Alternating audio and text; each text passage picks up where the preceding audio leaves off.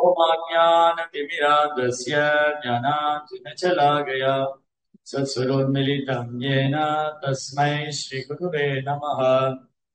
नमो ॐ विष्णुपादाय कृष्णप्रेष्ठाय भूतले श्रीमदे भक्तिवेदान्त स्वामीति नामिने नमस्ते सारस्वती देवे गौरवाणी प्रचारिणे निर्विशेष शून्यवादी पाशातनेशतारिणे जय श्री कृष्ण चैतन्य प्रभु नित्यानंद श्री अद्वैत गदाधर श्रीवासदि गौर भक्त वृंद हरे कृष्णा कृष्ण कृष्णा हरे हरे हरे राम राम राम हरे हरे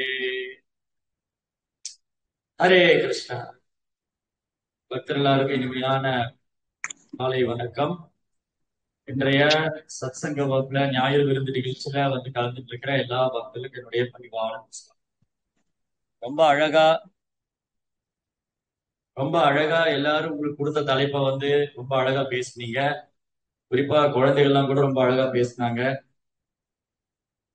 உங்க ஒருத்தருக்குள்ளயும் பிரபுபாதர் மேல உள்ள அன்பு நீங்க படிச்சுட்டு வந்து ரொம்ப அழகா சில பிரபுபாதர் குளோரிஃபை பண்ணீங்க. ஷார்ட் டைம்ல நேற்று நைட் தான் கொடுத்தேன். இன்னைக்கு காலையில வந்து இந்த ஷார்ட் டைம்ல நீங்க எல்லாரும் படிச்சது சொல்றது ரொம்ப நன்றி. இன்னைக்கு நம்ம ஏற்கனவே பேசுன மாதிரி ரெண்டு முக்கியமான நிகழ்ச்சியை ஒருங்கிணைச்சிருக்கோம். சீனிவாச ஆச்சாரியுடைய மறைவு தினம், சில பிரபுபாவுடைய மறைவு தினம்.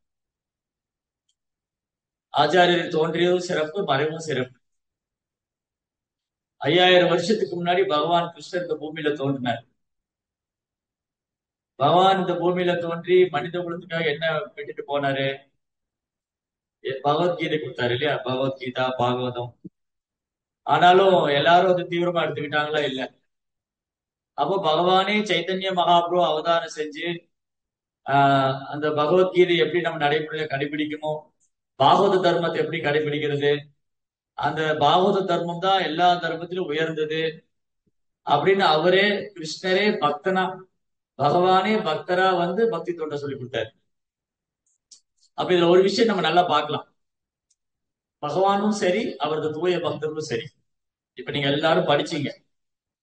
இது எல்லாம் பரவலா காமனா ஒரு விஷயம் என்ன அப்படின்னா, பகவானும் பகவானது தூய பக்தர்களும் நம்ம மேல எப்பவுமே ரொம்ப கருணை உள்ளவங்க, இறக்கம் உள்ளவங்களா இருக்காங்க.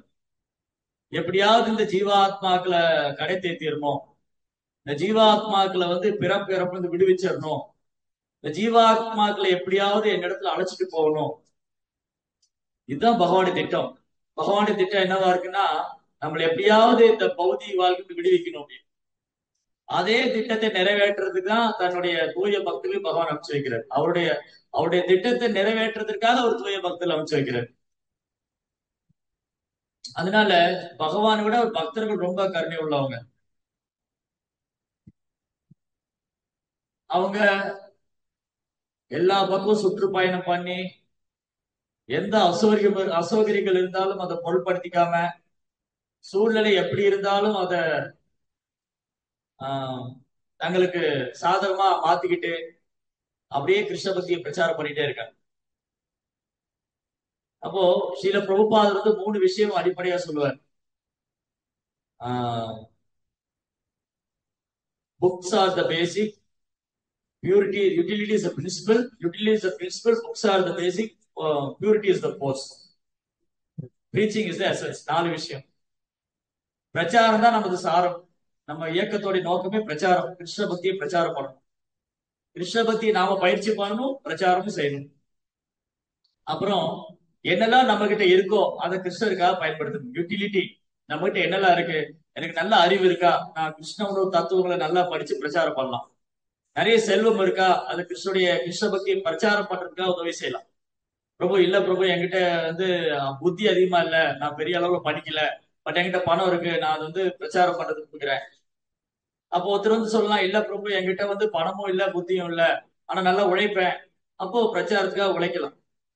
கோயில சுத்தம் பண்ணலாம், பாத்திரம் கழுவலாம், பிரச்சாரத்துக்கு பக்தர்களுக்கு என்னென்ன செய்யணும் அதெல்லாம் செய்யலாம். இல்ல பிரபு என் உடம்புல தெம்பும் இல்ல, என் உடம்புல தெம்பும் இல்ல, என்கிட்ட பணமும் இல்ல, எனக்கு புத்தியும் இல்ல அப்படின்னா ஒருத்தரை பார்த்து ஹரே கிருஷ்ணா சொல்லுங்கன்னு சொல்லலாம். நீங்க இஸ்கானுக்கு வாங்கன்னு கூப்பிடலாம், நீங்க கிருஷ்ண பக்தியை பயிற்சி பண்ணுங்கன்னு சொல்லலாம். நீங்க பிரபுபாரை ஏத்துக்கங்கன்னு சொல்லலாம், நீங்க பிரபுபார் புத்தகத்தை வாங்கிக்கன்னு சொல்லலாம். இதுக்கு பெரிய புத்தியோ சக்தியோ அல்லது உயர்ந்த குல பிறப்போ நாலேஜோ எதுவுமே தேவையில்லை. நம்ம கொடுக்கணுங்கிற எண்ணம் இருந்தா மட்டும் போதும். கொடுக்கணுங்கிற எண்ணம் கொடுக்குறோம். கிருஷ்ண பக்தியை பொறுத்த வரைக்கும் சைதன்ய மகாபுடைய கருணை என்னன்னா, கிருஷ்ண பக்தி நம்ம கொடுக்க கொடுக்க நமக்கு அதிகமாயிட்டே இருக்கு பக்தி. நம்ம பக்தி எப்ப அதிகமாகுனா, நம்ம மற்றவங்களுக்கு கிருஷ்ண பக்தி கொடுக்க கொடுக்க நாம பக்தியில முன்னேற்றம் ஆயிட்டே இருக்கும். அதுதான் சைத்தன்ய மகாபுடைய கருணை. நாம பக்தியில முன்னேற்றம் ஆயிட்டே இருக்கும். அது மட்டும் இல்ல, கிருஷ்ணர் சொல்றாரு நம்ம அவருக்கு பிரியமானவங்கள் ஆயிட்டே இருக்கும். கிருஷ்ணரை பத்தி யார்கிட்டயே நம்ம சொல்லி கொடுத்துட்டே இருந்தா நம்ம கிருஷ்ணருக்கு பிரியமானவங்கள் ஆகிறோம். அப்போ ஒரு காலகட்டத்திலையும் சைத்தன்ய மகாபுரு காலகட்டத்துல இந்த கிருஷ்ண பக்தியை பிரச்சாரம் பண்றது நிறைய சவால்கள்லாம் இருந்தது. மாயாவாதிகள், அப்புறம் பௌதிகவாதிகள், அப்புறம் உயர்ந்த குலத்துல பிறந்தும் கிருஷ்ண பக்தியை தீவிரமா எடுத்துக்காதவங்க, கிருஷ்ண பக்தியை கைவிட்டவங்க, சாஸ்திர விதியை பின்பற்றாதவங்க, இந்த மாதிரி எல்லா காலத்திலயும் இருந்திருக்காங்க. சைத்தன்ய மகாபுரு காலத்திலயும் இருந்திருக்காங்க. அப்ப சைத்தன்ய மகாபிரபு 6 கோஸ்வாமிகள் மூலமா புத்தகங்களை எழுத வச்சாரு. கிருஷ்ண பக்தியினுடைய விஞ்ஞானம் சயின்ஸ் ரூப கோஸ்வாமி சனாதன் கோஸ்வாமி எழுதியிருக்காரு. அந்த புத்தகத்தை முதல் முதல் விநியோகம் செய்தவர் ஸ்ரீனிவாசாச்சாரியார்.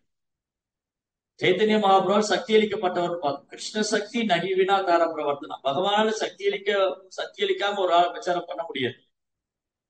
இந்த 3 பெரும் சாதுக்கள் சைத்தன்ய மகாபுடைய காலத்துக்கு அப்புறம் 6 கோசாமிகளுடைய ரூப கோசாமி சனாதன் கோசாமி காலத்துக்கு அப்புறம் இந்த கிருஷ்ண பக்தியை பிரச்சாரம் பண்ண பெரும் மகாத்மாக்கள், பெரும் மகான்கள் ஸ்ரீ ஸ்ரீனிவாச ஆச்சாரியா, ஸ்ரீ நரோத்தம் தாஸ் தாக்கூர் அண்ட் ஷியாமானந்த பண்டிட். ஒரிசா, பெங்கால், இந்த மாதிரி எல்லா இடங்களையும் சுற்றுப்பயணம் செஞ்சு ஒரு கிராமத்திலையும் நகரத்திலையும் சைத்தன்ய மகாபுரி போதனைகளை இவங்க பிரச்சாரம் பண்ணாங்க.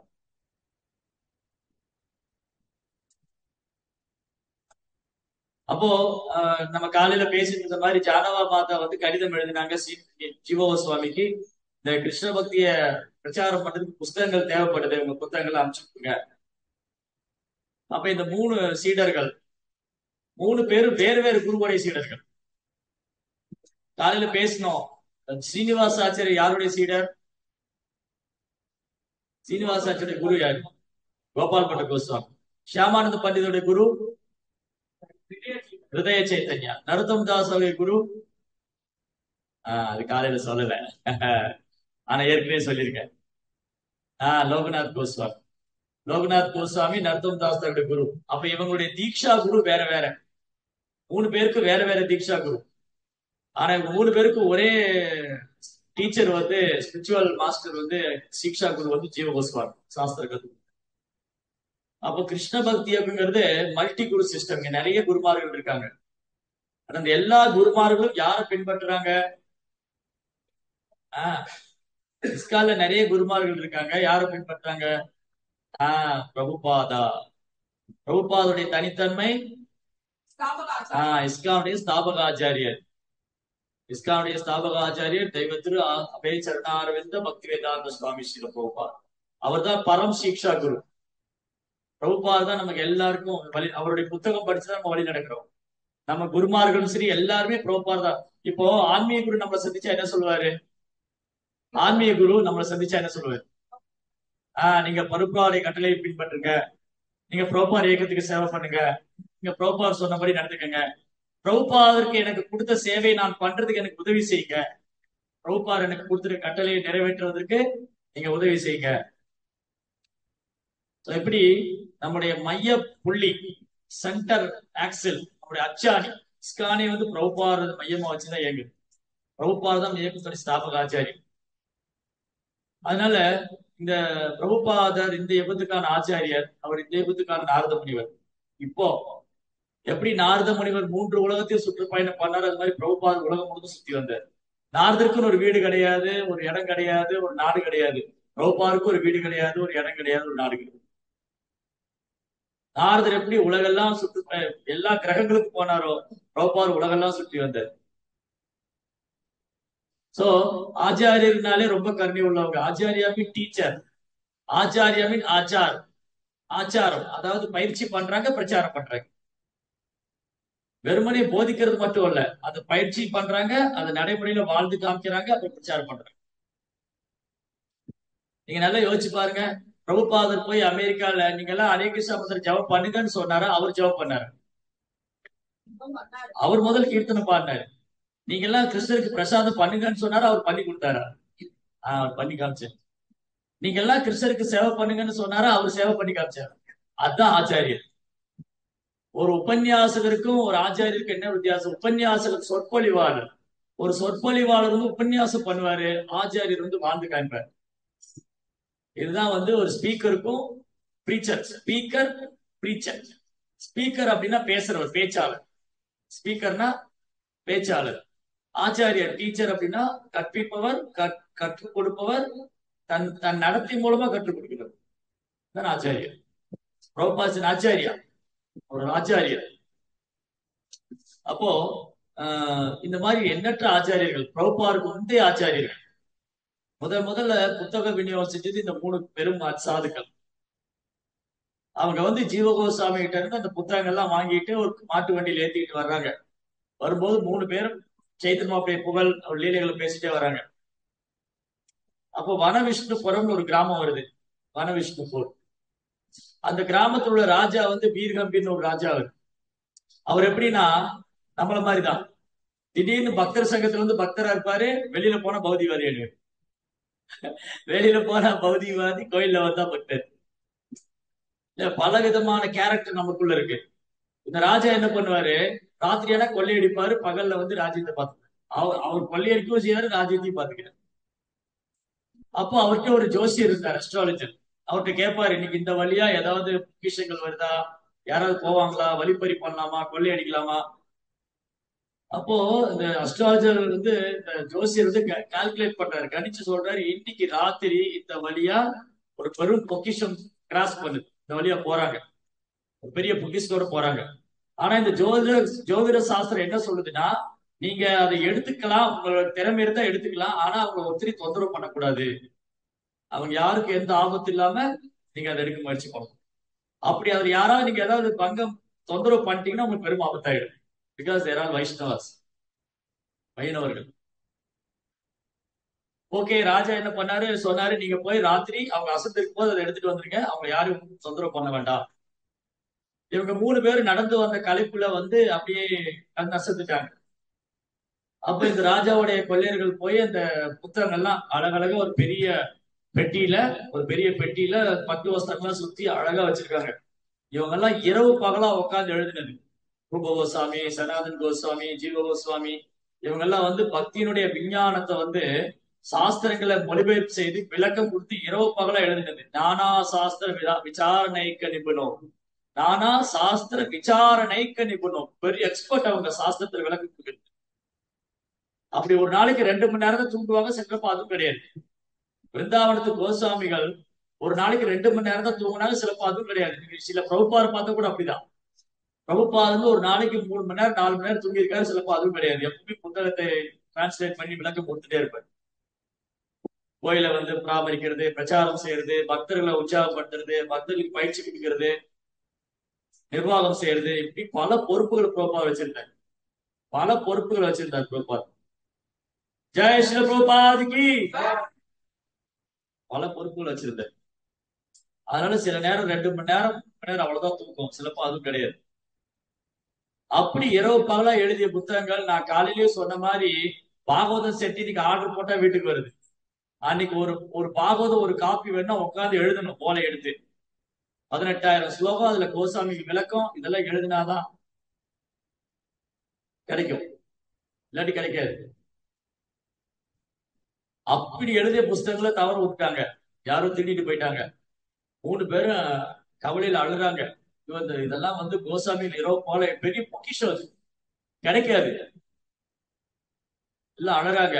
அப்போ சீனிவாசன் வந்து சமாதானப்படுத்துறாரு அவங்க 2 பேரையும், நருத்தம் தாஸ் தாக்கூரையும் ஷாமானந்தரையும் சமாதானப்படுத்துறாரு. நீங்க வந்து வருத்தப்பட வேண்டாம், நீங்க போங்க, எல்லா பக்தர்கள்லாம் நமக்காக காத்து இருப்பாங்க, நீங்க போங்க, நீங்க போய் பிரச்சாரம் பண்ணிட்டு இருங்க. சீனிவாஸ் வந்து புஸ்தகத்தோட வருவாரு, சீனிவாஸ் கொண்டு வருவாருன்னு என்ன சொல்லிருக்க, நான் அடிச்சு எடுத்துட்டு வந்துடுறேன். எப்படியாவது தேடி கண்டுபிடிச்சு எப்படியாவது அந்த புத்தகத்தை எல்லாம் எடுத்துட்டு வந்துடுறேன், நீங்க போங்க, நீங்க போய் பிரச்சாரம் பண்ணுங்க, அங்கெல்லாம் பக்தர்கள் எல்லாம் காத்துக்கிட்டு இருப்பாங்கன்னு சீனிவாசத்தை அனுப்பிச்சு வச்சிடறேன். யாரு? நர்த்தம் தாஸ் தாக்கூரும் ஷாமான். ஸ்ரீனிவாச புஸ்தகம் தேடுறாரு. எங்க போய் தேடுறது? இந்த காட்டுக்குள்ள எங்க போய் தேடுறது? அப்படியே நடந்து போறாரு. போனா பக்கத்துல ஒரு கிராமம் வருது. சரி, இந்த கிராமத்திலயாவது போய் விசாரிப்போம்னு சுத்து பார்த்தாலும் பார்த்தா பல பேர் எங்களுக்கு அது அப்படிலாம் ஒண்ணும் தெரியாது, அப்படிலாம் ஒண்ணும் நாங்க பார்க்கல, எப்படியாவது கண்டுபிடிக்கணும். இந்த புத்தகங்கள் வந்து விலை மதிக்க முடியாது. பிரபுபார் புத்தகத்துக்கு விலை மதிப்பு கிடையாது. நம்ம புத்தகத்தை விக்கல, நல்லா ஞாபகம் வச்சுக்கணும். நம்ம புத்தகத்தை விநியோகம் பண்றோம். விநியோகம் பண்றதுக்கும் விற்கிறதுக்கும் மலை போல வித்தியாசம் இருக்கு. விநியோகம் பண்றதுன்னா கிருஷ்ணருடைய கருணையை விநியோகம் பண்றது, பிரபுபாவுடைய கருணையை விநியோகம் பண்றது. விற்கிறதுனா அது வியாபாரம். நம்ம புத்தகத்தை வியாபாரமா செய்யல, அது விநியோகம் பண்றோம். அதனாலதான் பெரும்பாலான பக்தர்கள் என்ன பண்ணுவாங்க, நீங்க பெரும்பாலான இடங்கள்ல மேற்கத்திய நாடுகள்லாம் பிரபுபார் புத்தகத்தை டிஸ்ட்ரிபியூட் பண்ணும்போது இதுக்கு பணம் கிடையாது, நீங்க டொனேஷன் ஏதாவது கொடுங்கன்னு கேட்பாங்க. வெளிநாட்டுல புத்தக விநியோகஸ்தர்கள் எப்படி பண்ணுவாங்கன்னா, இந்த புத்தகம் வந்து எங்களுடைய இயக்கத்துடைய ஸ்தாபகாச்சாரிய புத்தகங்கள் இது, இது நாங்க வந்து ரொம்ப முக்கியமான விளக்கங்கள் இருக்கு, இது பகவத்கீதா பாகவதத்துல டிஸ்ட்ரிபியூட் பண்ணும்போது அவங்க இந்த புத்தகத்தை வாங்கிட்டு ஏதாவது டொனேஷனா கொடுங்கன்னு சொல்லுவாங்க. ஏன்னா இந்த புத்தகத்துக்கு விலை மதிப்பிட முடியாது, விலை போடவே முடியாது. ரோபார் புஸ்தகம் வந்து விலை இல்லாத மாணிக்கம், அது விலை மதிப்பிடவே முடியாது. பக்தியில எதையுமே விலை மதிப்பிட முடியாது. பௌதியத்தை கூட சில நேரங்கள்ல விலை மதிக்க முடியாது. அம்மாவுடைய அன்பு, அப்பாவுடைய உழைப்பு விலை மதிக்க முடியாது. அதே மாதிரி ஆன்மீகத்திலையும் ஆச்சாரியருடைய கருணை, குருவுடைய கருணை, கிருஷ்ணாவுடைய கருணை, பகவத்கீதை, பாகவதம், பக்தி தொண்டு, பக்தர்கள் சங்கம், இது எதுவுமே விலை மதிக்க முடியாது. இது வந்து நிர்ணயிக்க முடியாது. இது இவ்வளவுதான், இதோடைய மதிப்பு வந்து எல்லையற்றது. அப்போ ஒரு நபர் வராரு. இவரை பார்த்த உடனே ஒரு ஸ்ரீனிவாச ஆச்சாரியா வந்து தோற்றத்துல அப்படி ஒரு தேஜஸ், முகம் எல்லாம் அப்படி சூரியனை போல பிரகாசிக்கு. யாரு இது, இவர் புதுசா இருக்காரு, இந்த மாதிரி ஒரு சாதுவை பார்த்ததே இல்லை, இதுக்கு முன்னாடி இந்த சாது எங்க இருந்து வராரு இவரு, இதுக்கு முன்னாடி பார்த்ததே இல்லையே, அப்படி அழகு தேஜஸ்வியா இருக்காரு. அப்போ இந்த பரிப்போக்கர் கேக்குறாரு, ஐயா நீங்க எங்க இருந்து வர்றீங்க, உங்களுக்கு என்ன வேணும், எதுக்கு இந்த கிராமத்துக்கு வந்தீங்க? இந்த மாதிரி நாங்க வந்து புத்தகத்தை தொலைச்சிட்டோம், அதை தேடி வந்திருக்கேன். ஓ அப்படியா, நீங்க வாங்க, நான் ராஜா கிட்ட கூட்டிட்டு போறேன், ராஜா வந்து உங்களுக்கு உதவி செய்வாரு, நீங்க அவர்கிட்ட சொல்லுங்க. அவர் வந்து சாதுக்களுடைய சங்கத்தை விரும்புவாரு. என்ன பண்ணுவாரு, பகல்ல சாது சங்கத்துல இருப்பாரு, ராத்திரி கொள்ளையடிக்க ஆரம்பிச்சு. பகல்ல சாது சங்கத்துல இருப்பாரு, ராத்திரியானா கொள்ளையடிக்க போயிரு. நம்ம ஊர்ல நிறைய பேர் அப்படி இருப்பாங்க. பகல்லாம் பக்திமானா இருப்பாங்க, சாயந்தரம்னா டாஸ்மாக் போயிடுவாங்க. 6 மணிக்கு மேல அவங்க பார்க்க முடியாது. அந்த மாதிரி நிறைய பேர் இருக்காங்க. பகல்ல பார்த்தா பயங்கர பக்திமானா இருப்பாங்க, பயங்கரமா பேசுவாங்க, சாயந்தரம் ஆளக்கான. சோ இப்படி இந்த ராஜா வந்து ரெட்டை வேஷம் போட்டுட்டு இருக்காரு. அப்போ இவர் சொல்றாரு, நீங்க வாங்க, நான் ராஜாட்ட கூட்டிட்டு போறேன், அவருக்கு உதவி செய்வாரு. ராஜா வந்து பாத்தீங்கன்னா பாகவதம் கேட்பாருன்னு பாருங்க, அவர் பாகவதம் எல்லாம் கூட கேட்கிறாரு. அவர் பாகவதம் கேட்கிறாரு, ராத்திரி வழிபறி பண்ணிட்டு அவர் பாகவதம் விரும்பி கேட்பாரு. அவர் எப்பவுமே ஒரு அரண்மனையில 4 சாதுக்கள் பேசிட்டே இருப்பாங்க, நீங்க வாங்க. ஓகே, இந்த ராஜா கிட்ட போனா ஏதாவது ஒரு வழியில கண்டுபிடிக்கலான்ட்டு சீனிவாசர் வர்றாரு. அப்ப வந்து ஒருத்தர் பாகவதம் பேசிட்டு இருக்காரு, ராஜா உட்காந்து கேட்டுட்டு இருக்காரு. ராஜா உட்காந்துட்டு இருக்காரு, பிரஜைகள்லாம் இருக்காங்க, பாகவதம் நடந்துட்டு இருக்கு. ஸ்ரீனிவாசன் அந்த சபையில வரும்போது ராஜாவுடைய கவனம் அவர் பக்கம் இயல்பா திரும்புது. அப்படி ஒரு தேஜஸ், யார் இந்த மகாபுருஷர், யார் இந்த சாது, எங்கிருந்து வராரு இவரு? இவர் அரிய ஆசிரமத்துக்கு எழுந்து போய் ஸ்ரீனிவாசரை கைப்பிடிச்சு அழைச்சு வர வந்து தக்க ஆசிரமத்துல உட்கார வச்சு, வாங்க வாங்க, நீங்க என்னுடைய அரண்மனைக்கு வந்து நான் செஞ்ச பாக்கியம், இதோ பாகவதம் நடக்குது, உட்காந்து கேளுங்க, நீங்களும் கலந்துக்கங்க, இதுல பாகவதம் பேசிட்டு இருக்காங்க, நீங்களும் கலந்துக்கங்க. சீனிவாசன் மௌனமா உட்காந்துட்டு இருந்தாரு. ஒருத்தர் பாகவதம் பேசி அவர் பேசி முடிச்சதுக்கு அப்புறம் ராஜா கேட்கிறார், நீங்க ஏதாவது சொல்ல விரும்புறீங்களா, இந்த ஸ்லோகத்துக்கு பாகவதத்துக்கு நீங்க ஏதாவது சொல்ல விரும்புறீங்களா? அப்ப ஸ்ரீனிவாசர் பேச ஆரம்பிக்கிறார். ஸ்ரீனிவாசர் பேசும்போது ராஜாவோட கண்ணீர் வருது. எல்லா இதையும் அப்படி ஆனந்தத்துல லயிச்சிருச்சு. அந்த மாதிரி ஒரு பாகவதம் பேசுறாரு. ரூப கோசாமியுடைய போதனைகள், சைத்தன்ய மகாபிரபு, சனாதன கோசாமியுடைய போதனைகள், ஜீவகோசாமியுடைய விளக்கம், இதெல்லாம் சொன்னா இந்த மாதிரி ஒரு விளக்கத்தை அவங்க கேட்டதே இல்லை. இதுக்கு முன்னாடி இந்த ராஜாவும் சரி, அவங்க பிரஜைகளும் சரி, யாருமே பாகவதத்தை இப்படி ஒரு விளக்கம் கேட்டதே இல்லை. அவங்க கண் வந்து கண்ணீர். அப்படியே ராஜா போய் இந்த ஆச்சாரியர் காலில் விழுந்தார், சீனிவாசாச்சாரிய காலில். உங்களை சந்திச்சது நான் செஞ்ச பாக்கியம், இந்த பாவியை எப்படியாவது நீங்க அருள் புரிங்க, உங்க கருணை எனக்கு கொடுங்க, என்ன உங்க சீடரா ஏத்துக்கங்க, என்ன வழி காட்டுங்க அப்படின்னு ஸ்ரீனிவாசனுடைய பாதங்களை பற்றி கொண்டு அழற. அப்புறம் தனியா கூட்டிட்டு போய் சொல்றாரு, இந்த மாதிரி நான் வந்து என்னால வந்து நான் பகல்ல பக்தி பண்ணுவேன், ராத்திரியான இந்த மாதிரி வெளிப்படை எல்லாம் பண்றேன். என்னுடைய சுபாவம் மாறல, நான் இப்படி இருக்கேன். ஆனா உங்களை சந்திச்சது என் வாழ்க்கையில் நான் பெரும் பாக்கியமா நினைக்கிறேன். நான் ஏதாவது உங்களுக்கு செய்யணும், நான் என்ன செய்யணும், உங்களுக்கு என்ன உதவி பண்ணணும், என்ன வேணாலும் கேளுங்க, நான் செய்யறேன். அப்போ சீனிவாஸ் சொல்றாரு, இந்த மாதிரி நாங்க கொண்டு வந்த பெட்டியெல்லாம் யாரோ கடத்திட்டு போயிட்டாங்க. அப்படியா, வாங்க வாங்கன்னு கையை பிடிச்சு கூட்டிட்டு போறாரு.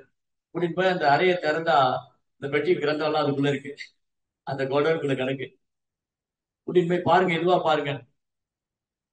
இதுல இருக்கிற இந்த பெட்டியை திறந்து இதுல கிரந்தங்களை தொட்ட உடனே என் கண்ணுல இருந்து கண்ணீர் வந்தது, என் உடம்பெல்லாம் மயிர் குத்திட்டு, நாவெல்லாம் தழுதெடுத்து, என்னை அறியாமல் நான் கிருஷ்ண பக்தி நான் பண்ணி உணர்ந்தேன் அப்படின்னு. ஐயா, இந்த பொக்கிஷத்தை நான் தேடி வந்தேன், ரொம்ப சந்தோஷம். அப்ப தாராளமா எடுத்துட்டு போங்க. ஆனா எங்களை விட்டு நீங்க போகாதீங்க, இங்கேயே இருங்க. நீ யார்கிட்டயும் கொடுத்து அனுப்பிச்சிடலாம். இல்ல இல்ல, நான் போகணும், எனக்காக பக்தர்கள்லாம் காத்திருப்பாங்க, நான் திரும்ப வரேன், நான் விருந்தாவனம் போகும்போது திரும்ப வருவேன் அப்படின்னு சொல்லிட்டு ஸ்ரீனிவாசாச்சாரி அந்த புத்தகங்களை எடுத்து கிளம்புறாரு. இந்த ராஜா அழுற, இவருடைய சங்கம் எனக்கு கிடைக்கலையே. ஸ்ரீனிவாசரை பார்த்த அடுத்த நிமிஷம் அவர் இதயத்துல மாற்றம் ஏற்பட்டது. அதுதான் தூய பக்தி. அதுக்கு முன்னாடி அந்த ராஜா எவ்வளவு சாதுக்களை பார்த்திருக்காரு, எவ்வளவு பேர்ட்ட பாவத்தை கேட்டிருக்காரு. அந்த ஸ்ரீனிவாசரை பார்த்த உடனே அடுத்த நிமிஷம் அவர் இதயத்துல வந்து கிருஷ்ண பக்தி குளிர்த்தது. நீங்க வர்றது வரைக்கும் நான் காத்துட்டு இருப்பேன், உங்க வருகைக்காக காத்துட்டு இருப்பேன், நீங்க தான் விடுவிக்கணும், உங்க கருணை எனக்கு கொடுங்க அப்படின்னு அழற. சீனிவாசன் புத்தகங்களை எடுத்துட்டு வந்து பெங்கால்ல, ஒரிசால எல்லா பக்கமும் உங்களுக்கு எல்லாம் விநியோகம் பண்ணாங்க. கிருஷ்ண பக்தியை வந்து ஒரு கிராமத்திலையும் நகரத்திலையும் பிரச்சாரம் பண்ணாங்க. அதுக்கப்புறம் ஸ்ரீனிவாசன் சொன்ன மாதிரி அடுத்து பிருந்தாவனம் வரும்போது இவர் சந்திக்கிறார். இந்த ராஜா மட்டும் இல்ல, ராஜா பீர் கம்பீர், அவங்க பிரஜைங்க, அந்த ஒட்டுமொத்த கிராமம், அந்த ராஜ்யம் எல்லாரும் சீனிவாசுடைய சீடரானாங்க. எல்லாரும் பகவானுடைய நாமத்தை உச்சரிச்சாங்க. ஹரே கிருஷ்ணா ஹரே கிருஷ்ணா கிருஷ்ண கிருஷ்ணா ஹரே ஹரே, ஹரே ராம் ஹரே ராம் ராம் ராம் ஹரே. செகண்டி, பூதாரி, அப்புறம் வந்து ஸ்ரீகாந்தா, அப்புறம் வந்து ஜாஜிகிராம், எல்லாம் அந்த பெங்காலை சுத்தி என்னென்ன கிராமங்கள் இருக்கும், ஒரு பட்டி தொட்டிலையும் வந்து ஸ்ரீனிவாச ஆச்சாரியா வந்து கிருஷ்ண பக்தி பிரச்சாரம் பண்ணார். வெறும் சீடர்கள். ராமச்சந்திர கவிராஜ் பெரிய பண்டிதர் அவர். ராமச்சந்திர கவிராஜ், கோவிந்த கவிராஜ், இவங்கெல்லாம் சீனிவாசுடைய கருணையால பெரும் ஆச்சாரியரானாங்க, அவருடைய சீடரானாங்க. யாரெல்லாம் சீனிவாசாச்சாரியை சந்திக்கிறாங்களோ, யாரெல்லாம் அவருடைய சங்கம் எடுத்துக்கிறாங்களோ, யாரெல்லாம் அவர் தரிசனம் பண்றாங்களோ, யாரெல்லாம் அவருடைய ஸ்பர்ஷப்படுதோ, அவங்க எல்லாம் போய் பக்தராங்க. ஜெய ஸ்ரீனிவாசாச்சாரியா கி. அதே மாதிரிதான் பிரபுபாதரும். முந்தைய ஆச்சாரியருடைய அதே உணர்வு, அதே ஆர்வம், அதே உற்சாகம், ஓரொரு கிராமத்திலே நகரத்தில் ஓரொரு நாட்டுக்கு பிரபாஸ் பிரயாணம் பண்ணியிருக்காரு. 1-2 நாட்கள் தான் அங்க தங்கியிருப்பார். ஆனா அங்க எக்கச்சக்கமான பக்தர்கள் உருவாயிருவாங்க. எப்படி வந்து அத்வைத ஆச்சாரியரை பார்த்து அத்வைத ஆச்சாரியர் சைத்தன்ய மகாபிரபு பார்த்து சொல்லுவார், சைத்தன்ய மகாபிரபு வந்து சன்னியாசம் எடுத்தது பிருந்தாவனம் போகணும்னு ஆசைப்பட்டார். அப்போ நித்யானந்த பிரபு அவரை ஏமாத்தி நவதீப் கூட்டிட்டு வந்துருவார், சாந்திப்பூர் கூட்டிட்டு வந்துருவார், கங்கையை வந்து யமுனைன்னு சொல்லிடுவார். அப்போ மகாபிரபு என்ன நினைச்சாரு, யமுனை நினைச்சு கங்கையில குதிச்சிடுவார், ட்ரெஸ் எல்லாம் ஈரமாயிடும். அப்போ அத்வைதர் ஒரு போட்ல வருவார். அத்வைதரை பார்த்து மகாபிரபு கேட்பாரு, அத்வைதர் நீங்க எப்ப விருந்தாவனத்துக்கு வந்தீங்கன்னு. அவர் சொன்னாரு, நீங்க விருந்தாவனத்துல இல்ல, நீங்க சாந்திப்பூர்ல இருக்கீங்க. ஓ, இந்த நித்யானந்தர் என்ன ஏமாத்திட்டாரு. இல்ல இல்ல மகாபிரபு, நித்யானந்தர் உங்களை ஏமாத்தல. நீங்க எங்க இருக்கீங்களோ அது விருந்தாவனம், நீங்க எங்க இருக்கீங்களோ அது விருந்தாவனம். அதனால பகவான் எங்க இருக்காரோ அது விருந்தாவனம். பகவானது தூய பக்தருடைய பாதம் எங்க பட்டிருக்கோ அது விருந்தாவனம். இப்ப நீங்க எல்லாரும் பேசுனீங்க, இந்த உங்கள் எப்பவும் உங்கள் நலன் விரும்பும் சில பிரபுபாதர், பிரபுபாடைய பயோகிராபியோடைய கண்டென்ட்ஸ், அதுடைய சுருக்கம், பிரபுபா லீலாமிருதாவுடைய ஒரு ஷார்ட் டிஸ்கிரிப்ஷன் அது இந்த தமிழ். உங்கள் நலன் விரும்பும் பிரபுபாத், அதுல லாஸ்ட் சாப்டர் வந்து பிரபுபாடைய ஃபைனல் இன்ஸ்ட்ரக்ஷன், பிரபுபாடைய கடைசி கட்டளை. அவருடைய கடைசி காலத்துல பிரபுபாத் இந்த உடலை விடும்போது எப்படி இருந்தாரு, எந்த மாதிரி மனோநிலையில இருந்தாரு, அவர் என்னென்ன செஞ்சாரு. முதல்ல நம்ம நன்றி செலுத்த வேண்டியது அவங்க சீடர்களுக்கு தான். நம்ம முதல்ல பிரபுபாருக்கு நன்றி செலுத்தணும், அவங்க சீடருக்கு தான் நன்றி செலுத்தணும். ஏன்னா பிரபுபாடைய சீடர்கள் வந்து அவருடைய ஒரு அசைவையும் வந்து பதிவு பண்ணி வச்சிருக்காங்க. பிரபுபார் எங்க என்ன உபன்யாசம் கொடுத்தாரு, என்ன என்ன உபதேசம் பண்ணாரு, கோயில் அதிகாரிக்கு என்ன சொன்னாரு, பிரம்மச்சாரிக்கு என்ன சொன்னாரு, கல்யாண ஒரு கிரகஸ்தருக்கு என்ன சொன்னாரு, ஒரு கோயில் அதிகாரிக்கு என்ன சொன்னாரு, சன்னியாசிக்கு என்ன சொல்லிருக்கு, எல்லா விஷயங்களையும் பதிவு பண்ணி வச்சிருக்காங்க. பிரபுபாருக்கு யார் லெட்டர் போட்டாங்க, அந்த லெட்டருக்கு பிரபுபார் என்ன பதில் சொன்னாரு, பிரபுபார் வந்து காலை நடந்து போகும்போது காலை மார்னிங் வாக்ல என்ன பேசினாரு, ஒரு அசைவு அப்படின்னா பிரபுபாதருடைய முக்கியத்துவத்தை அவங்க எப்படி உணர்ந்திருப்பாங்க. இவர் ஒரு உண்மையான ஆச்சாரியர், இவரால மட்டும்தான் நம்மளை காப்பாற்ற முடியும், இவரால மட்டும்தான் நம்மளை விடுவிக்க முடியும். இந்த கலியுக துன்பத்திலிருந்து விடுபடுறதுக்கு, கலியுகத்துல பிரச்சனைகள் துன்பத்திலிருந்து எல்லாவற்றையும் விடுபடுறதுக்கு பிரபுபாத் தான் ஒரே வழி, அவர் தான் அடைக்கலம் அப்படின்னு அவர் சரணாகதி பண்ணார். அவங்க சீடர்கள் மாதிரி யாருமே இருக்க முடியாது. நம்ம வந்து பிரபுபாதர் மேல அவங்க சீடர் வச்சிருந்த அன்பும் மரியாதையும் அர்ப்பணிப்பும் சரணாகதியும் நமக்கு நம்ம குரு மேல இருக்கான்னு கேட்டா 1% இருந்தா அது பெரிய விஷயம். பிரபுபாதர் மேல அவங்க சீடர் வச்சிருந்த அன்பு, மரியாதை, பக்தி, அப்புறம் சரணாகதி, அது வந்து நம்ம குரு மேல நமக்கு வந்திருக்கு அப்படின்னு சொன்னா அது 1% வந்திருந்தாலும் அது பெரிய விஷயம் தான். அந்த அளவுக்கு தே ஆர் சோ டெடிகேட்டட், அந்த அளவுக்கு தங்களை அர்ப்பணம் பண்ணிக்கிட்டாங்க பிரபுபாதருக்காக. பிரபுபாதருக்காக எல்லாத்தையும் துறக்க தயாரா இருந்தாங்க, பிரபுபாதருக்காக எல்லாத்தையும் கொடுக்க தயாரா இருந்தாங்க. அவங்க இளமையை கொடுத்தாங்க, அவங்களுடைய செல்வம், இளமை, நேரம் எல்லாத்தையும் பிரபுபாதருக்காக செலவு பண்ணாங்க. அப்படின்னா அவங்க எந்த அளவுக்கு பிரபுபாரை நேசிச்சிருப்பாங்க. இந்த அளவுக்கு அவங்க பிரபுபாரை நேசிக்கிறாங்கன்னா பிரபுபாதர் அவங்க கிட்ட எந்த அளவுக்கு நடந்திருக்கு, பிரபுபாதர் எப்படி நடந்திருக்கு. சோ பிரபுபாதர் அவங்க அவங்க கருணை, பிரபுபாதர் கருணை மட்டும் கொடுக்கல, அவருக்கு கிருஷ்ண உணர்வு மட்டும் அவங்க கொடுக்கல, பிரபுபாதர் அவங்க வந்து கேர் பண்ணிக்கிட்டாரு. அவங்க மேல எப்பவும் கவனமா இருந்தார். இந்த சீடர்களை வந்து எப்படி நான் வந்து பயிற்சி கொடுக்கறது, இவங்களை எப்படி நல்ல கிருஷ்ண பக்தர்லாம் உருவாக்குறது, இவங்க பகவான் அனுப்பணும் அப்படின்னு பிரபுபாதர் எப்பவுமே அவங்க மேல ரொம்ப கரிசனம் கொண்டு இருந்தார். இதுல படிச்ச வந்த இதுல லாஸ்ட் சாப்டர்ல கடைசியில பிரபுபாடைய விடுதலை விடக்கூடிய நேரம், ஆக்சுவலி அது என்ன சொல்லியிருக்குன்னா, பிரபுபாதை போன்ற தூய பக்தர்கள் மரணத்தையும் தள்ளி போட முடியும். தன் சீடர்களுக்காக பிரபுபாத் மரணத்தை தள்ளி போட்டார். காலத்தை வென்றவர் பிரபுபாத, உண்மையில காலத்தை வென்றவர், மரணத்தை வென்றவர். அவர் நினைச்சிருந்தா எப்பயும் உடலை விட்டுருக்கலாம். நம்ம பிரபுபாவுடைய வாழ்க்கையை நம்ம கொஞ்சம் சற்று உள்நோக்கி பார்த்தோம்னா, ஆராய்ச்சி பார்த்தோம்னா, எல்லாரும் வயசானப்போ பிருந்தாவனத்துக்கு போவாங்க, அவர் வயசானதுக்கு அப்புறம் பிருந்தாவனத்துக்கு வெளியில வருது. பெரும்பாலான வைணவர்கள், பெரும்பாலான வைஷ்ணவர் என்ன பண்ணுவாங்கன்னா, வயசானதுக்கு அப்புறம் பிருந்தாவனம் போய் செட்டில் ஆயிடுவாங்க. இப்ப கூட நான் பேசும்போது ஒரு சில பக்தர் சொன்னாங்க, பிரபு கூடுமான வரைக்கும் வேலை செய்வோம், அதுக்கப்புறம் பிருந்தாவன்ல போய் ஜெபம் பண்ணி அப்படியே உடலை விட்டுரும். அப்படி நிறைய பேர் நினைச்சிட்டு இருக்காங்க. போதும், நம்ம நல்லா வேலை செய்வோம், பௌதிக வாழ்க்கையில இருக்கிறோம், இல்ல கிருஷ்ண பக்தியை பயிற்சி பண்றோம், ஒரு கட்டத்துக்கு மேல எல்லாத்தையும் விட்டுட்டு பிருந்தாவனம் போயிடும், அங்க போய் நாம ஜெபம் பண்ணி அப்படியே உடலை விட்டுருப்போம். இப்படிதான் பெரும்பாலான பக்தர் நினைக்கிறாங்க. ஏன் பெரும்பாலான குருமார்கள் கூட நினைக்கிறாங்க, ஏன் பெரும்பாலான சம்பிரதாயத்திலே அப்படிதான் நினைக்கிறாங்க. ஆனா பிரபுபாதர் இதுக்கு விதி விலக்கா இருந்தார். அவர் பிருந்தாவனத்துல போய் உடலை விடுறதை விட, நான் பிருந்தாவனத்துல இருந்து உடலை விடுறதை விட நான் போற இடத்துல பிருந்தாவனம் ஆக்க முடிவு பண்ணிட்டேன்.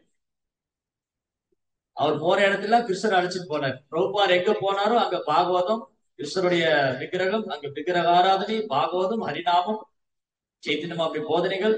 அவர் போற இடத்துல பிருந்தாவன சூழ்நிலை ஆக்கிட்டார். சோ இந்த ஃபைனல் டேஸ் வந்து ரொம்ப முக்கியம். 3 விஷயம் பிரபுபார் கத்து கொடுத்திருக்காரு இதுல நம்ம படிக்கும் போது. அவரு கிருஷ்ண பக்தியை எப்படி பயிற்சி பண்ணணும் கத்து கொடுத்திருக்காரு, கிருஷ்ண பக்தி எப்படி பயிற்சி பண்ணணும் வாழ்ந்து காமிச்சிருக்காரு, இது எல்லாத்துக்கும் மேல எப்படி உடலை விடணும்னு காமிச்சிருக்காரு.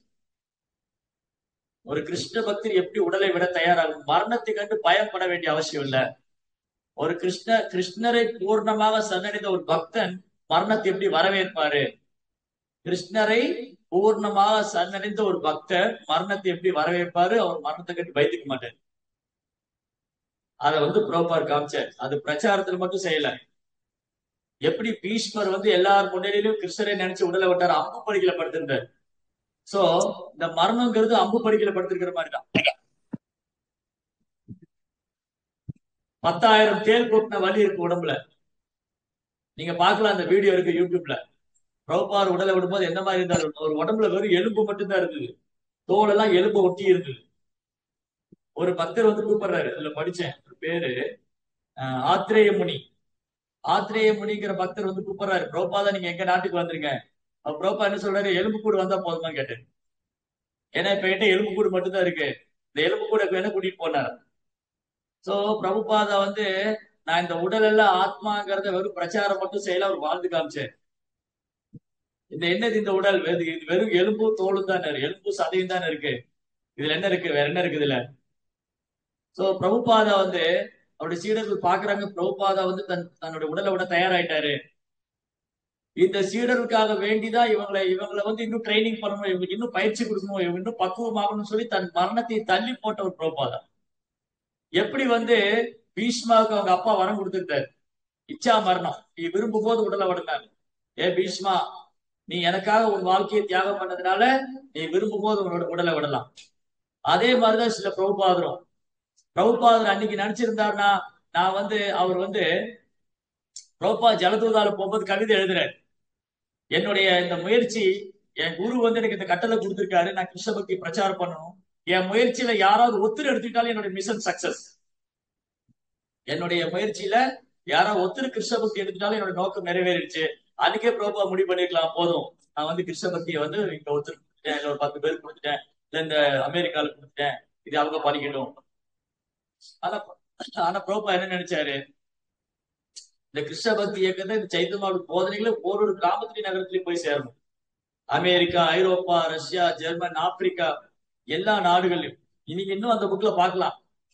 ஆப்பிரிக்கால அது நைஜீரியா நினைக்கிறேன், நைஜீரியால ரோப்பா இருந்து பிரச்சாரம் பண்ண ஒரு பக்தர் அமைச்சிருந்தாரு. அங்க வந்து கோயில் இருக்கு, கோயிலுக்கு முன்னாடி தெரு இருக்கு. தெருவுல மக்கள் போறாங்க வராங்க, யாருமே கோயிலுக்குள்ள வரமாட்டேங்கிறாங்க. இவங்களும் ஆனா இவங்க சின்சியரா பண்றாங்க, ஆரத்தி பண்றாங்க, பூஜை எல்லாமே பண்ணிட்டு இருக்காங்க, ஆனா கோயிலுக்குள்ள யாரும் வரல. அவ ப்ரோப்பா ஒரு நாள் நைஜீரியா விசிட் பண்றாரு. அவர் நைஜீரியாவுக்கு போயிருக்காரு. போன அங்க இருக்கிற பக்தர்கள் அந்த கோயில் அதிகாரிகள் சொன்ன, ப்ரோபா யாருமே கோயிலுக்குள்ள வரமாட்டேங்கிறாங்க, யாருமே வரமாட்டேங்கிறாங்க. Let me go outside, நம்ம வெளியில போல. பிரபுபாதர் எப்படி அந்த தாம்சன் ஸ்கொயர் பார்க்ல, அந்த பார்க்ல நியூயார்க்ல எப்படி பார்க்ல போய் கீர்த்தனை பண்ணாரோ, அது மாதிரி வெளியில போய் கீர்த்தனை பண்ணாரு. பிரபுபாதா வெளியில போய் கீர்த்தனை பண்ண ஆரம்பிச்சு எல்லா ஆப்பிரிக்கும் வந்து டான்ஸ் ஆட ஆரம்பிச்சிட்டாங்க. அதுக்கப்புறம் கோயில ஃபுல் ஆயிடுச்சு. அவ்வளவுதான். அதான் ஒரு தூய பக்தருடைய கருணை. அவருடைய பாதம் பட்ட உடனே அங்க இருக்கிற மக்கள் எல்லாரும் கிருஷ்ண பக்தி எடுத்துக்க ஆரம்பிச்சிட்டாங்க. அதுக்கப்புறம் அவர் சொல்றாரு, வார வாரம் மக்கள் கட்டுக்கடங்காம வர்றாங்க. சோ எப்படி பிரபுபாதா வாழும் போதும் கிருஷ்ண பக்தி எப்படி பயிற்சி பண்ணணும்னு வாழ்ந்து காமிச்சாரு. உடலை விடும்போது எப்படி கிருஷ்ண உணர்வுல உடலை விடுறது.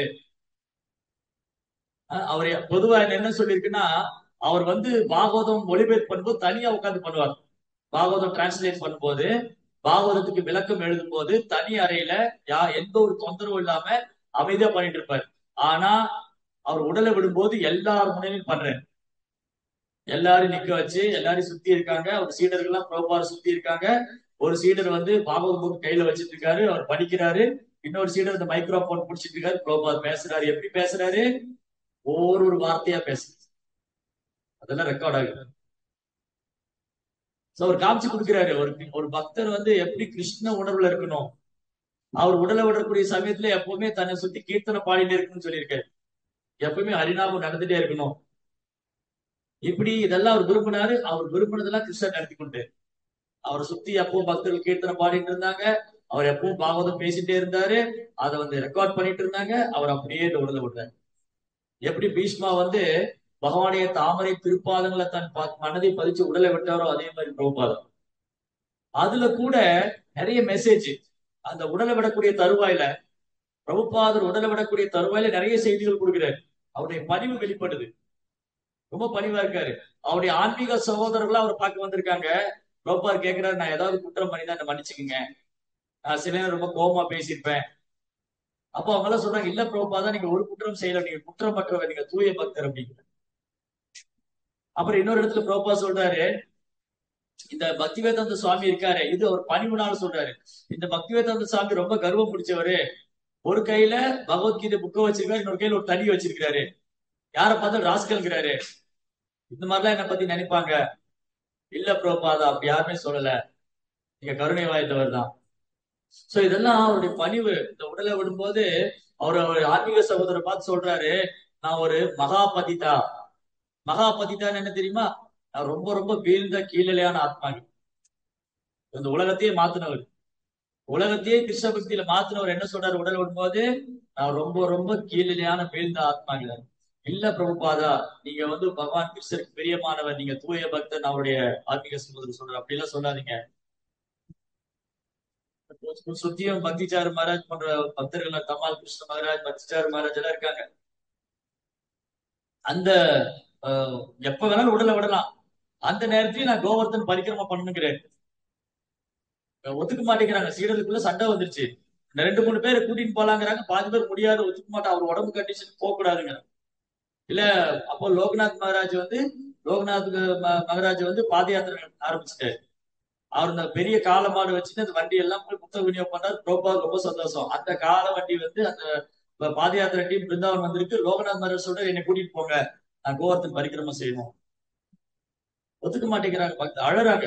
பக்திச்சாரு மகாராஜ், தமா கிருஷ்ண மகாராஜ் அழறாங்க. பிரபுபாதம் இந்த சூழ்நிலைக்கு போக வேண்டாம், உங்க எழுத்தை பார்த்து பார்த்து சாப்பிட மாட்டேங்கிறாரு. ஏன்னா பிரபுபாத டிசைட் பண்ணிட்டாரு, இந்த உலகத்தை விட்டு போகணும், போதும். நான் வந்து எனக்கு வந்து பகவான் கொடுத்த சேவையை நான் முடிச்சிட்டேன். என்னுடைய சேவையை நான் முடிச்சுட்டு இனி எல்லாம் நீங்க பண்ணுங்க. உங்களுக்கு வந்து ரோபார் அழகா கிருஷ்ண பக்தி சொல்லி கொடுத்தாரு. இப்ப இஸ்கான் கட்டமைப்பு உருவாக்கி உங்க கையில கொடுத்து இது நீங்க டெவலப் பண்ணது உங்க வேலை. இங்க நான் கிளம்புறேன். அப்போ பிரபுபாதர் இந்த பூமி விட்டு போக தயாராயிட்டாங்கிறத அவங்க புரிஞ்சுக்கிட்டாங்க. ஆனா அவங்களால தாங்க முடியல, அழறாங்க. பிரபுபாவுடைய சங்கம் யாருனால ஏத்துக்க முடியும் ஒரு தூய பக்தருடைய சங்கத்தை விட்டு போறது? யார்தான் விரும்புவாங்க குரு தன்னை விட்டு போறது? அழறாங்க. ஏன்னா அதுக்கப்புறம் அன்னைக்கு பூரா தூங்கவே இல்லை அவங்க. பத்திச்சாரு மகாராஜ், அப்புறம் பகவானந்த மகாராஜ், 4 5 பேரு. அப்ப பிரபுபார் ரூமுக்கு வராங்க. பிரபுபார் கேக்குறாங்க, என்ன போக வேண்டாம்னு சொல்றீங்களா கவர்னருக்கு? சரி, நான் போல, நீங்க எல்லாம் விரும்புறீங்கனால நான் போக மாட்டேன். கடைசியில பிரபுபார் மாட்டி போக மாட்டேன்ட்டு, வேணாம் நான் போல அப்படின்ட்டு. அதுக்கப்புறம் ஒரு பல்லக்கு பண்ணி அந்த பல்லக்குல உட்கார வச்சு பிருந்தாவன் பரிக்கிரம் பண்ணாங்க பிரபுபார். அந்த வீடியோ எல்லாம் இருக்கு. சோ இப்படி ஒரு வைஷ்ணவர் வந்து ஒரு அப்ப கேக்குறாங்க, பிரபுபாதம் உங்களுக்கு கடைசி ஆசை ஏதா இருக்கா? ஒரு ஒரு ஒரு ஒரு ஆன்மீக சகோதரர் கேக்குறாரு, பக்திவேதன் சுவாமி உங்களுக்கு ஏதாவது ஆசை இருக்கா? எனக்கு ஒரு ஆசையும் கிடையாது. எனக்கு என்ன ஆசை? எனக்கு ஒரு ஆசை இல்லை. அவர் பகவான்கிட்ட திரும்ப போகணும்னு கூட சொல்லல. ஏன்னா அவருக்கு தெரியும் எல்லாமே கிருஷ்ணனுடைய ஏற்பாட்டில் நடக்குது, கிருஷ்ணாவுடைய திட்டப்படி நடக்குது, கிருஷ்ணாவுடைய கருணையில் நடக்குது. இதுதான் ஒரு தூய பக்தருக்கான அடையாளம். அவர் எப்பவுமே கிருஷ்ணரையே சார்ந்து இருக்காரு, கிருஷ்ணரையே நம்பி இருக்காரு, கிருஷ்ண உணர்வுலயே இருக்காரு. அத வந்து தன் புத்தகம் மூலமா சொல்லி கொடுத்தாரு, நடைமுறையில வாழ்ந்து காமிச்சாரு. இந்த உடலை விட்டு எப்படி போகணும்னு காமிச்சாரு. உடலை விடக்கூடிய நேரத்துல எப்படி தன் மனதை வந்து கிருஷ்ணன் மேல பதிக்கணும், ரொம்ப எளிமையா பணிவா, இப்படிதான் பிரபுபாத் இந்த உடலை விட்டார். அதனால பிரபுபாதர் வந்து ஒரு சகாப்தம். பிரபுபாதர் வந்து ஒரு சகாப்தம் மட்டும் இல்ல, பிரபுபாதர் நமக்கு எல்லாமே. அவருடைய சீடர்களுக்கு பிரபுபாதர் எல்லாமே இருந்தார். தாயா, தந்தையா, குருவா, நண்பனா, ஆச்சாரியனா. நீங்க அந்த புக்ல பாருங்க, நீங்க பிரபுபாடைய லீலாமிரத படிச்சு பாருங்க. பிரபுபாதர் வந்து அவங்க சீடர்களுக்கு எல்லாமே இருந்திருக்காரு. தாயா இருந்திருக்காரு, அம்மா ஸ்தானத்துல இருந்து அன்பு செஞ்சிருக்காரு, தந்தையா இருந்து கண்டிப்பா இருந்திருக்காரு, குருவா இருந்து ஆச்சாரியன் இருந்து வழி நடத்திருக்காரு, ஒரு நண்பனை போல பழகுவாரு. எல்லா விதத்திலையும் அவங்கள வந்து தன்னுடைய சீடர்களை வந்து பிரபுபாத வந்து அவ்வளவு அழகா பயிற்சி கொடுத்து இன்னைக்கு பிரபுபாதர் நம்ம விட்டு மறைஞ்சிட்டாரு. ஆனாலும் அவருடைய சீடர்கள் வந்து ரொம்ப அழகா இதை வழி நடத்திட்டு போறாங்க. இதுதான் ஒரு ஆச்சாரியனுடைய வெற்றி. இதைத்தான் பக்தி சித்தாந்தர் விரும்பினார், அது நடக்கல. பக்தி சித்தாந்தர் இதைத்தான் விரும்பினாரு, தனக்கு அப்புறம் தன் சீடர்கள்லாம் ஒண்ணு சேர்ந்து இயக்கத்தை நடத்தணும்னு. பிரபுபாதர் அதை நடைமுறை பண்ணி காமிச்சார். அப்போ பல எதிர்ப்புகள் வந்தது, பல பிரச்சனைகள் இருந்தது. ஆனா பிரபுபாதருக்கு நடக்கும், ஏன்னா தன் குரு மகாராஜ் விரும்பினது, என் குரு விரும்பினாரு, என் குருவோட விருப்பம் அது. அதை பிரபுபா செஞ்சார். இன்னைக்கு பாருங்க, ஜிபிசி வந்து இவ்வளவு அழகா இவ்வளவு வருஷமா ஒரு ஆச்சாரியனுடைய கட்டளையை பின்பற்றக்கூடிய குருமார்கள், எல்லா குருமார்களும் சேர்ந்து இந்த இயக்கத்தை நடத்துறாங்க. அது வந்து கலியுகத்துல அவ்வளவு ஈஸி இல்ல. பல போட்டிகள், பொறாமைகள், கேள்விகள், கருத்து வேறுபாடுகள் எல்லாம் வரும்.